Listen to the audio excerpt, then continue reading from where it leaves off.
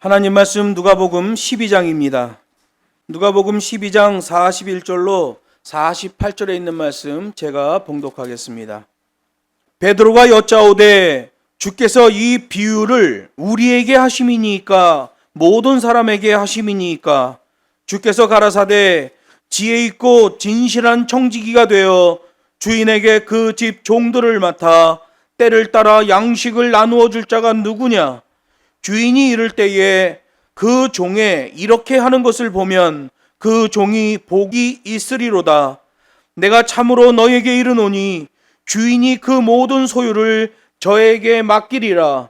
만일 그 종이 마음에 생각하기를 주인이 더디 오리라 하여 노비를 때리며 먹고 마시고 취하게 되면 생각지 않은 날 알지 못하는 시간에 이 종의 주인이 이르러 엄히 때리고 신실치 아니한 자에 받는 율에 처하리니 주인의 뜻을 알고도 예비치 아니하고 그 뜻대로 행치 아니한 종은 많이 맞을 것이요 알지 못하고 맡은 일을 행한 종은 적게 맞으리니 무릇 많이 받은 자에게는 많이 찾을 것이요 많이 맡은 자에게는 많이 달라 할 것이니라.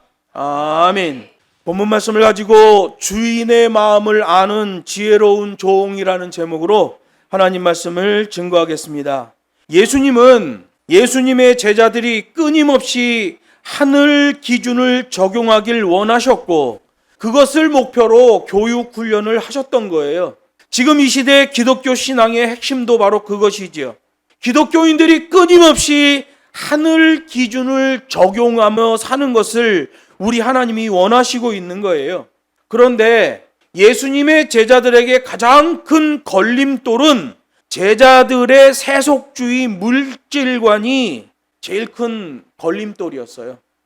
그것이 과도하면 하나님의 은총의 울타리를 벗어나기 때문에 위험한 거지요.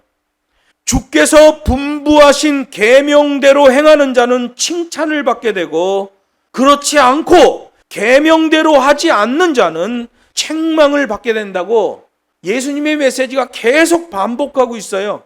그래서 복음 사명자는 평소의 삶에서도 매뉴얼대로의 준비 태세가 되어 있어야 된다는 거예요. 주인의 의도와 주인의 가르침에 민감해야 되죠. 우리의 주인이신 하나님에게 민감한 것을 믿음이라고 해요. 그 민감한 것이 우리의 삶으로 실천되면 그것을 사명적 행위라고 하는 거예요. 주님은 방향 전환 매뉴얼로 3가지 동작을 주셔요. 허리에 띠를 띠고 등불을 켜고 서 있으라. 이 3개의 동사, 3개의 동작은 어느 한 개가 덜 충족되면 안 돼요. 전부 충족해야 돼요. 허리에 띠를 띠고 등불을 켜고 서 있어야 돼요. 그런데 주님이 이 3가지 동작을 어디다 연결시키냐면 재림하시는 주님을 맞이할 때의 자세가 바로 그것이다 라고 말씀하시는 거예요.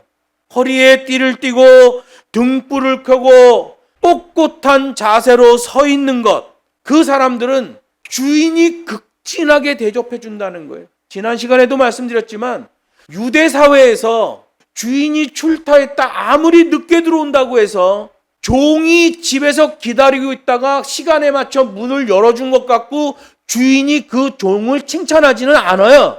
당연한 행위예요. 그런데 성경에서는 그런 종일 경우에 주인이 극진하게 대접해 주겠다라고 말씀하셔요. 이것은 종말론의 메시지죠. 주님 다시 오실 때 허리에 띠를 띠고 등불을 켜고 서 있는 자는 예수님께서 극진하게 대접해 줄 거라고 말씀하는 거예요. 그 극진하게 대접해 주는 게 성경에 보니까 주와 함께 왕노로 타게 될 것이다 라고 말씀하시는 거예요. 오늘 본문 누가복음 12장 41절에 보면 영적인 균형이 흐트러질 때가 나옵니다. 베드로가 여짜오되, 이 여짜오되가 무게중심이 흐트러지는 순간이죠. 주께서 이 비유를 말씀하시는 게 우리에게 하시는 말씀이에요? 아니면 모든 사람에게 하시는 말씀이에요? 기분 나쁘다는 거죠. 누가복음 9장부터 11장까지는 계속해서 헛발질을 해대던 예수님의 제자들, 그들에게 오류 교정 매뉴얼 메시지가 선포됐고 덧붙여 심판 메시지도 같이 선포됐어요. 듣기 싫었겠죠.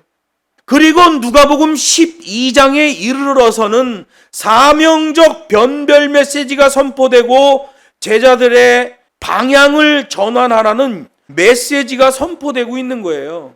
예수님께서 제자들에게 그런 식으로 메시지를 선포하신 이유는 당시 유대 종교 지도자들이었던 바리새인들이 사단 마귀에게 경도가 되어 하나님으로부터의 계명에서 심각하게 탈선하고 있었고, 제자들도 그 시대의 흐름에 따라서 유대 종교 지도자들의 세속주의에 오염되었고, 예수님을 따라다니면서도 그런 오염된 상태의 행위들이 나와진 거예요. 여러분, 이 시대 교회들이 타락했다고 그럽니다. 교회가 왜 타락했겠어요? 목사들의 타락이죠. 그건 뭐 불보듯 뻔한 겁니다. 예수님 당시에도 종교 권력을 잡고 있던 바리새인들, 유대 종교 지도자들의 타락이 백성들에게도 그대로 영향력으로 나타났고, 예수님의 제자들에게서도 그런 폐악질이 그대로 나타나고 있는 거예요. 특히 예수님께서 물질관에 대한 강력한 심판 메시지를 선포하니까 베드로가 참다 또 예수님에게 질문을 하고 있는 거예요. 영적인 무게중심이 흐트러지고 있는 거죠. 이 비유가 우리에게 하시는 말씀이에요? 모든 사람에게 하시는 말씀이에요? 라고 물어보는 거예요. 여러분, 넓은 의미에서는 바리새인들의 잘못된 가르침을 받고 그 악행에 한동작하는 모든 사람에게 적용되는 말씀이죠. 범위를 좀 좁히면 당시 유대 종교 지도자들 전체와 또 그들과 연동하는 자들에게 하신 말씀이에요. 범위를 더 좁히면 예수님의 제자들에게 하시는 말씀이에요. 이 잘못된 물질관에 대한 얘기는 모든 사람에게, 범위를 좁히면 유대 종교 지도자들과 또 거기에 동조하고 있는 자들에게, 더 좁히면 예수님의 제자들에게 하고 있는 말씀이죠. 이걸 점층 구조라고 하잖아요. 점층 구조. 지금도 복음을 자기에게 불리하게 해석하고 손해 보도록 적용하는 자에게 큰 복이 임하게 되는 거예요. 옳은 말인데 왠지 내가 듣기에 기분이 나빠지는 말일 경우에 더더욱 그렇게 나에게 불리하게 해석하고 손해 보도록 적용하는 게 기독교의 지혜예요. 베드로는 예수님이 말씀하시는 오류 교정 매뉴얼에 대해서도 기분이 별로 안 좋았어요. 사명적 변별 메시지에 대해서도 역시 기분이 별로 안 좋아요. 옳은 말인데 자기 기분이 안 좋은 거예요. 예수님의 방향전환 매뉴얼 메시지도 아주 못마땅한 상태죠. 그래서 결국 참다 여기서 여짜오되라고 나오는 거예요. 이 감성주의죠. 여러분, 베드로가 이게 언제 바뀝니까? 35년 후에, 오늘 본문을 기준으로 35년 후인 AD 64년에 로마에서 도망 나오다가 주님을 만나요. 쿠오바디스. 주님 어디로 가십니까? 나는 내가 도망치고 있는 로마로 들어간다 라고 했을 때 베드로가 다시 로마로 들어가게 돼. 그때 바뀌는 거야. 그때. 여러분, 사람이 이렇게 안 바뀌는 거예요. 그리고 로마에서 십자가에 거꾸로 못 박혀 순교하잖아요. 이 본문의 시점을 기준으로 35년이 지났을 때 쿠오바디스, 그 사건이 나오는 거예요. 누가복음 9장에서는 예수님의 제자들이 당시의 상황 파악을 제대로 하지 못하고 자기 감성주의적 답변을 내어놓았을 때 영적으로 삐끗하게 됐지요. 누가복음 9장 12절로 13절에 보면 이렇게 돼 있어요. 날이 저물어가매 12사도가 나와 여짜오되, 똑같은 단어 씁니다. 예수님, 무리를 좀 마을로 보내서 자기들이 알아서 좀 먹을 거 먹고 자기들이 여관 구해서 잠자게 하세요. 지금 이 늦은 시간에 벳세다 광야에서 뭐 하는 겁니까? 우리도 전도하고 와서 힘들단 말이에요. 이 상황 파악을 못하고 있는 예수님의 제자들이죠. 그때 예수님에게 여짜오되, 예수님이 제자들에게 말합니다. 너희가 먹을 것을 주라 하시니, 또 제자들이 여짜오되, 우리에게 떡 5개와 물고기 2마리밖에 없으니 이 모든 사람을 위하여 먹을 것을 사지 않고는 우린 못합니다. 할 수 없어요. 배째예요. 라고 가는 거지요. 여러분, 오늘 본문 41절에 있는 베드로가 여짜오되와 누가복음 9장 12절에 있는 여짜오되, 누가복음 9장 13절에 있는 여짜오되, 이 여짜오되가 에이펜이라는 말인데요. 이런 상황에서 에이펜이라는 말이 사용되면 동의하는 척하며 자기 주장을 섞어 발언하다가 되는 거예요. 예수님이 뭐라고 명령하셔요? 동의하는 척하며 자기 주장을 섞어 발언하다. 이걸 이 시대의 말로 하면 욱하며 말하다가 되는 거예요. 욱하는 거예요. 오늘 41절에서도 베드로가 방향전환 메시지, 변별적 사명 메시지를 듣고 참다 욱하는 거예요. 이 베드로가 이 욱하는 게 잘 안 바뀌거든요. 겟세마네 동산에서 말고의 귀를 잘라버리잖아요. 욱하거든요. 주님한테 엄청나게 책망을 듣지요. 이 베드로가 오늘 본문 시점으로 35년 지난 AD 62년에 바뀝니다. 매사에 복음 매뉴얼대로 자세를 잡아야 믿음으로 구원, 행위로 심판이 되어지는 거예요. 그래서 누가복음의 저자인 의사 누가는 예수님의 의도를 정확하게 간파하고 베드로의 질문을 기록하고 있는 거예요. 다른 데는 베드로의 질문이 기록이 안 돼 있어요. 여기 누가복음에만 기록이 돼 있단 말이에요. 그래서 본문을 설교할 때도 누가복음 9장부터는 계속해서 여기에다 초점을 맞춰야 돼요. 계속 헛발질에 되는 제자들, 왜 그들이 그렇게 될 수밖에 없었는지, 주님은 계속해서 무엇을 말씀하시는지 거기다 초점을 맞춰야 돼요. 이 성경 말씀을 가지고 축복받으세요에다 초점을 맞춰버리면 주님의 의도에서 벗어나는 거지요. 기분 나빠지는 말이라 할지라도 맞는 말이면 순종해야 돼요. 더 나아가 우리는 항상 하나님의 매를 염두하고 살아야 돼요. 오늘 본문에서 의도 터지는 종들에 대해서 말합니다. 그래서 우리 북경에 신입생이 들어오면 제일 먼저 말하는 게 터져 울지 말고 맞기 전에 조심하자예요. 이 얘기하면 사람들이 피식피식 웃습니다. 이거 진리예요. 오늘 본문 말씀 보세요. 자세의 믿음으로만 그러한 상황이 돌파되어질 수 있고 순종도 가능한 거예요. 계명에 대한 자세 때문에 하나님으로부터 멀어지는 사람들이 얼마나 많아요. 자기 감성주의 때문에 하나님으로부터 멀어지는 사람이 얼마나 많아요. 최초의 인류였던 아담과 하와를 보세요. 계명에 대한 자세 때문에, 자기 감성주의 때문에 하나님으로부터 멀어지잖아요. 지금도 얼마나 많은 사람들이 하나님과 멀어지고 예수님의 복음에 대하여 등 돌리고 교회를 떠나고 있습니까? 동일 상황, 동일 교훈, 동일 계명으로 자세를 잡는 믿음이 중요한 거예요. 그 동일한 자세가 나오려면 하나의 매뉴얼입니다. 좁게 해석하고 나에게 불리하게 적용해야 됩니다. 그러면 이상 없이 동일한 자세가 나와지게 되는 거예요. 마지막 때의 영적 상황이 어떻습니까? 누가복음 18장 8절에 보면 인자가 올 때에 세상에서 믿음을 보겠느냐. 이 믿음은 동사예요. 동일한 메시지로 일관성 있는 자세가 나오는 자가 있겠느냐, 이 말씀이에요. 요즘은 매뉴얼 복음이라고 얘기하면 율법주의라고 말합니다. 사람들이. 왜요? 듣는 건 듣고 행하는 건 지 맘대로 행하기 때문에 감성주의예요. 그러나 주님은 말해요. 인자가 세상에 다시 올 때 세상에서 일관된 행위를 보이는 믿음을 보겠느냐는 거예요.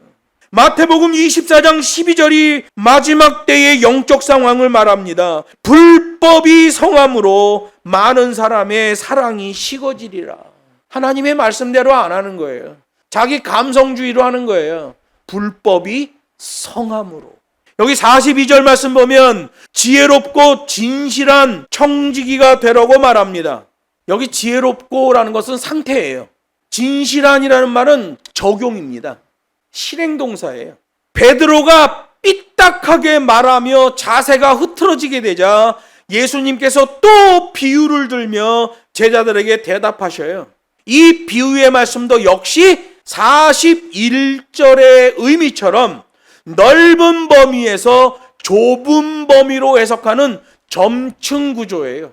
여기 보면 주님이 말씀하시잖아요. 때를 따라 양식을 나누어 줄 자가 누구냐? 이 누구냐라고 예수님이 정확하게 말씀하셔요. 그 누구라는 게 범위가 어디까지 되느냐? 성경이 말씀하고 있는 거예요. 만유의 주인이신 하나님, 그분 앞에 있는 사람들, 모든 사람들, 이 계명 하나님의 말씀을 그대로 담아내야 되지요. 좀 더 좁은 의미로 가면 모든 유대인들 하나님의 말씀 계명대로 행해야 돼요.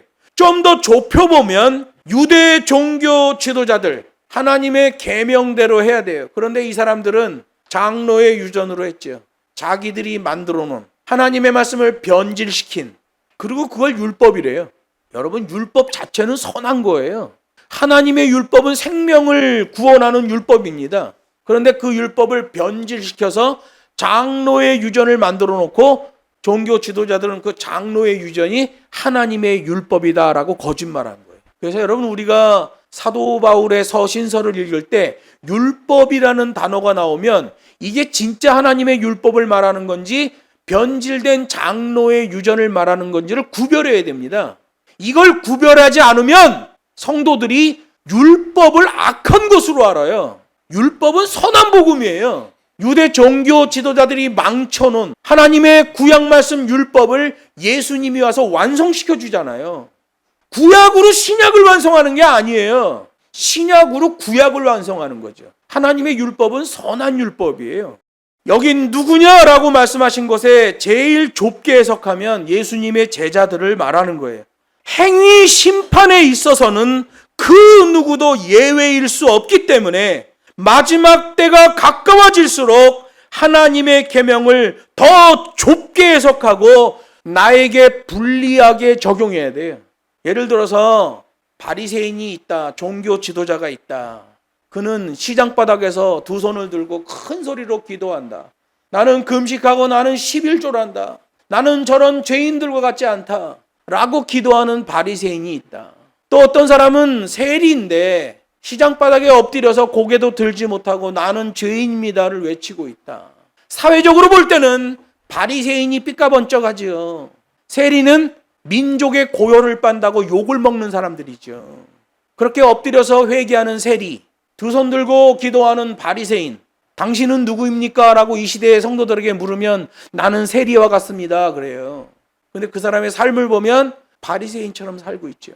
생각과 적용되는 삶이 달라요. 바리새인과 세리가 나오면 나는 바리새인입니다 라고 나에게 불리하게 적용해야 돼요. 그래야 방향전환 매뉴얼이 적용된단 말이에요. 나를 옳다고, 나는 의인이라고, 나는 구원받았다고 적용을 해버리면 악한 자가 되는 거예요.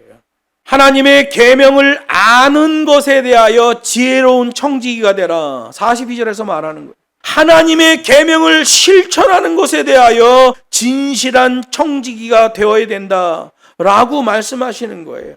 여기 누가복음 12장 47절 48절을 보면 그 결론이 나오잖아요. 주인의 뜻을 알고도 준비하지 아니하고 그 뜻대로 행치 아니한 종은 많이 맞을 것이요.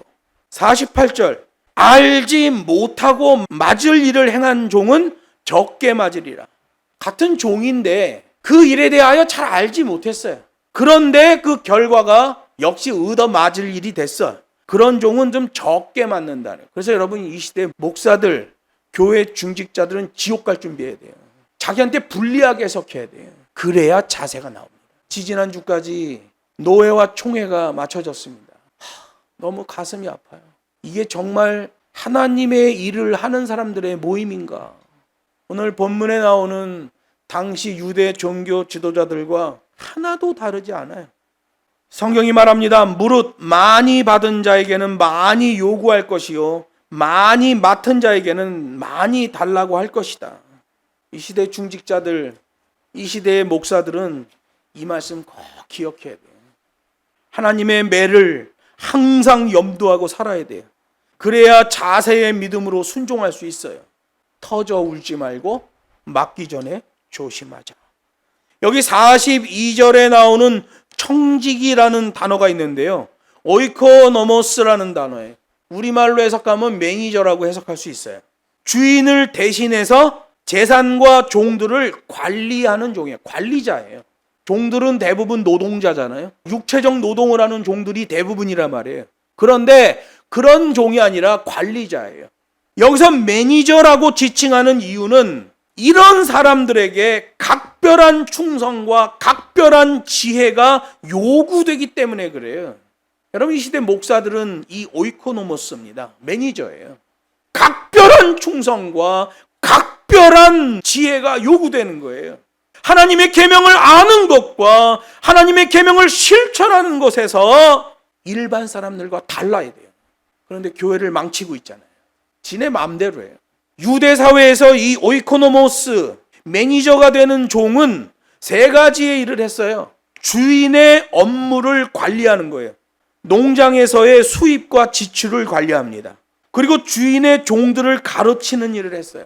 종들이 판단이 잘 안 되잖아요. 그래서 다른 종들이 지혜로운 결정을 할 수 있도록 이 오이코노모스, 이 매니저 종이 그 종들에게 코칭을 하는 거예요. 야, 이럴 땐 이렇게 하는 거야. 저럴 땐 저렇게 하는 거야. 자세를 잡게 해주는 종이에요. 또 이 오이코노모스 청지기, 매니저가 하는 일은 맡겨진 선물을 합당하게 나누어 주는 일을 했어요. 그래서 로마의 고대 문헌을 보면 그리스도인들은 하나님의 선물인 복음을 골고루 나누어 주는 일을 했다라고 할 때에 그때 기독교인들을 오이코노모스라고 기록해놨어요. 매니저가 하는 일은 3개. 주인의 업무를 관리한다. 종들을 가르친다. 맡겨진 선물을 합당하게 나누어 준다. 그래서 이 오이코노모스 매니저는 일반 종들이라는 단어를 사용하지 않아요. 일반 종들은 데라페이아스라는 말을 사용해요. 데라페이아스는 병든 종을 말하는 거예요. 그래서 이 오이코노모스들의 주특기는 병든 종들을 잘 관리해 주는 거죠. 여러분, 주인에게 종은 큰 재산이잖아요. 종이 얼마나 있느냐에 따라서 소출도 달라지는 거 아니겠어요? 그러니까 종은 주인에게 엄청난 재산이에요. 근데 종이 병들었어. 그러면 주인이 아주 지혜롭고 충성된 종을 매니저, 오이코노모스로 세우고 그 병든 종들을 잘 관리하게 하는 거예요. 주인의 업무도 담당하고 병든 종들도 잘 관리하는 거죠. 이 누가복음을 기록한 누가는 의사예요. 그래서 이런 것들을 너무 잘 아는 거예요. 오늘 본문에 보면 아주 전문적인 용어로 기록해놨어요. 이 시대의 교회들도 이런 일을 위해 심혈을 기울여야 돼요. 교회에 아픈 성도가 있으면 의료적 섬김과 돌봄이 필요해요. 신방과 위로와 지원이 필요해요. 우리 교회도 몸이 아픈 자, 병원에 가는 진료를 받는 자는 무조건 10만 원이 나가요. 우리나라에 이런 교회가 있는 줄 아세요? 성경에서는 그거 하라는 거예요. 우리는 병원에 입원하면 그냥 20만 원이에요. 그 다음에 또 어떤 수술을 받았냐에 따라서 교회에서 그 사람에게 의료비 지원비가 좀 달라져요. 부모들이 아파도 지원이다. 교회가 할 일이거든요. 오이코노모스. 모든 그리스도인들은 주인의 종들이 일을 잘 수행할 수 있도록 최선을 다해서 돕는 것. 그는 교회에서의 청지기 사명을 감당하는 자요. 하나님은 그를 매니저로 삼는 거예요. 그런데 베드로가 자기 감성주의 때문에, 자기 생각, 자기 기준 때문에 또 삐딱한 자세를 보이고 있는 거예요. 거기에다가 이 대답을 해주시는 거죠. 모든 그리스도인들은 이러한 주의 명령을 수납하기 위하여 먼저 하여 기준되는 자가 되어야 돼요. 먼저 하면 기준, 나중에 하면 짐덩어리. 교회는요, 어떤 일에 대해 돈을 쓸 때 먼저 하여 기준돼야 돼요. 똑같은 돈을 쓰는데 꾸물렁꾸물렁 하다가 나중에 돈을 쓰면 그 돈은 효과가 나타나지 않고 짐덩어리가 될 뿐이에요. 영적인 문제가 발생합니다.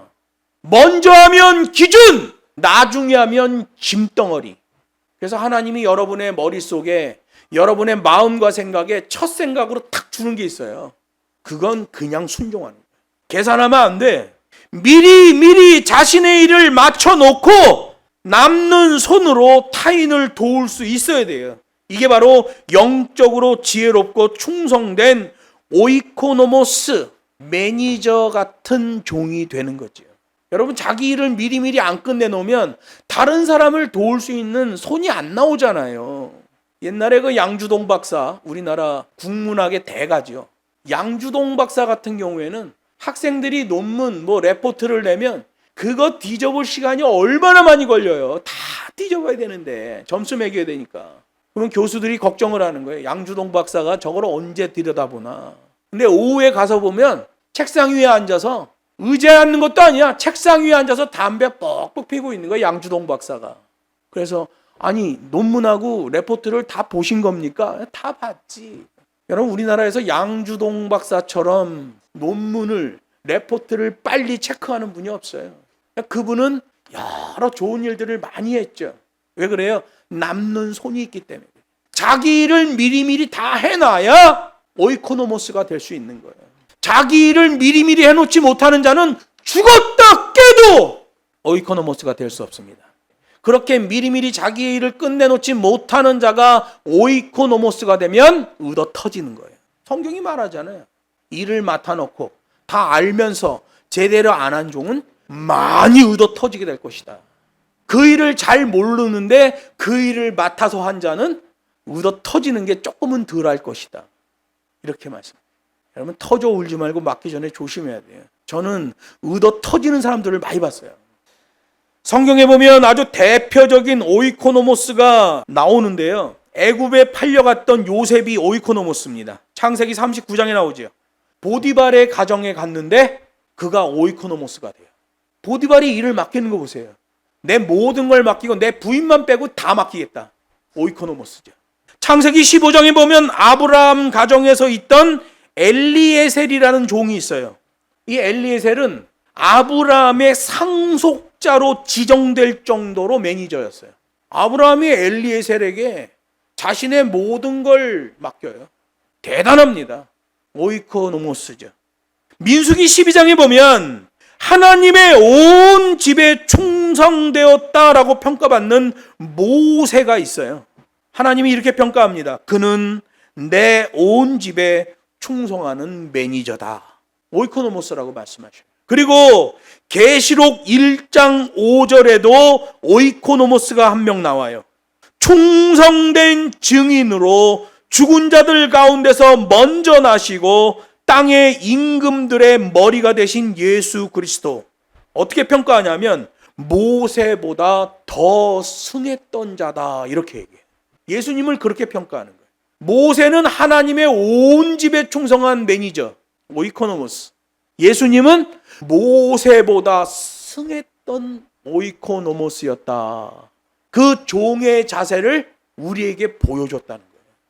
여기 43절에 보면 자세의 믿음으로 판단하시는 주님을 말씀하십니다. 이게 종말 신앙이거든요. 주인이 이럴 때에 그 종이 그렇게 하는 것을 보면 그 종은 복이 있으리로다. 그렇게 하는 것, 자세의 믿음이거든요. 이 종말 신앙은 자세의 믿음입니다. 뜨거운 믿음, 으쌰으쌰 눈 뒤집어 까지고 뒤로 넘어지고 거품 물고, 그거 아무 소용없어요. 자세의 믿음이 나와지고 있느냐, 그거죠. 종들에 대한 칭찬과 축복은 이미 누가복음 12장 37절 38절에 나와 있어요. 주인이 멀리 혼인잔치에 갔다가 밤 2경이나 3경, 유대 시간으로 하면 밤새도록 8시간 동안 기다리는 것, 주인이 올 때까지 정신을 차리고 기다리며 문을 열어주는 종은 복이 있을 것이다. 주인이 띠를 띠고 그 사람에게 극진하게 대접할 것이다. 중국말로는 따치 징션바가 되겠죠. 따치 징션바. 정신 차려라. 여기 43절에서는 마지막 때에 판단될 칭찬과 축복을 예언하시는 거예요. 종말신앙입니다. 여기 43절에서는 주인으로부터 신임을 받아 청직이 매니저가 된 것도 영광인데 그 직분을 귀히 여기고 지혜와 충성으로 책임을 다한 종을 말하고 있는 거예요. 오이코노모스, 매니저, 지혜와 충성, 일관성 행위의 매뉴얼. 중요한 것이 진짜 믿음입니다. 여러분, 감성주의 믿음은 다 가짜예요. 내가 주님을 믿으니 가짜입니다. 다 가짜예요. 그 사람의 손과 발, 그 사람의 마음과 생각이 어디를 중심으로 움직이고 있느냐, 그걸 보면 그가 진짜 기독교인인지 아닌지를 알 수 있는 거예요. 그런 자는 복 위에 복이 있는 자고 감사 위에 감사가 있는 자니 칭찬과 상급을 받는 게 당연하지요.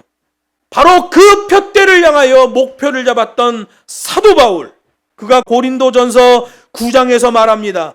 그러므로 나는 다름질하기를 향방 없는 것 같이 아니하고 방향성을 두고 있다는 거예요.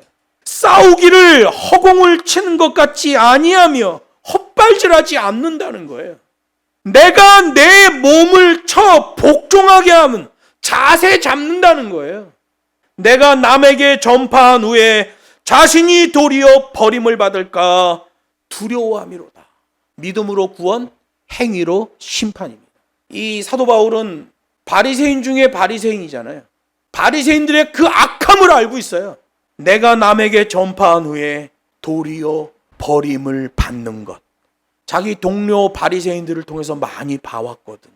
그래서 방향성을 가지고 헛발질을 하지 아니하며 올곧은 자세의 믿음을 잡겠다라고 말하고 있는 거죠. 이거 진짜죠. 이건 진짜입니다. 말씀을 맺습니다. 항상 주의 매뉴얼에 예민하게 반응하고 자세 잡는 우리 모두가 되어야 돼요. 내가 주의 매뉴얼에 반응하고 자세 잡는다고 해서 내 행위 믿음이 아니에요. 그 매뉴얼을 주신 주님, 그 주님 앞에 순종하는 자세가 그렇게 나오는 거예요. 추상적인 신앙에 빠지지 않으려면 하나님께서 계시하신 계명에 초점을 맞추어야 돼요. 주께서 명하신 계명을 기억하고 반듯한 자세를 잡고 준비하는 우리 모두가 되기를 주 예수의 이름으로 축복합니다.